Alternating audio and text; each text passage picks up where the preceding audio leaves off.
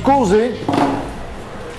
La mostra sulla ceramica popolare in Carnia è al piano di sopra del museo. Di là, prego.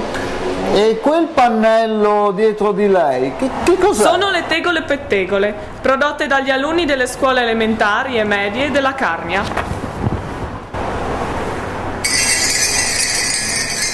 Che suono stridulo!